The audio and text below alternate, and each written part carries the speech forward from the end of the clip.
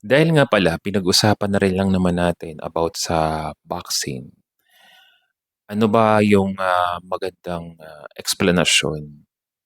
Sapagkat ang, main purpose naman talaga ng vaccine ay hindi naman talaga to protect us from all illness and diseases na mga viruses, but to reduce the population. Yan naman talaga ang totoo. Whether you like it or not, believe it or not, yan talaga yung nangyayari na. Sapagkat kung napanood no kung nabasa ninyo yung mga post ko na nagpaturok tapos namatay, sobrang dami. Sobrang Latin ano ba yun, sobrang dami. Sobrang, daming, namatay. Sa iba't ibang bansa, ang taas ng kaso ng mga babies na namatay sapagkat tingnan mo naman, since 1987 nung ipinanganak ako up to now, tingnan mo yung nadagdag na bilang ng vaccine na nadagdag dun sa ituturok dun sa anak mo. Wala pang isang taon sandamakmak na ang, itinuturok dun sa mga babies. Kaya kung, babasahin niyo 'di ba nakita naman natin kung ano yung mga vaccine na ituturok dun sa mga anak ninyo.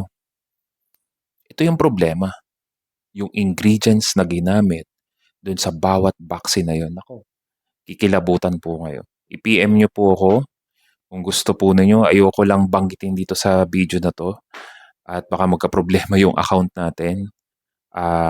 I-PM niyo po ako kung sino po yung makakapanood nitong, video na 'to.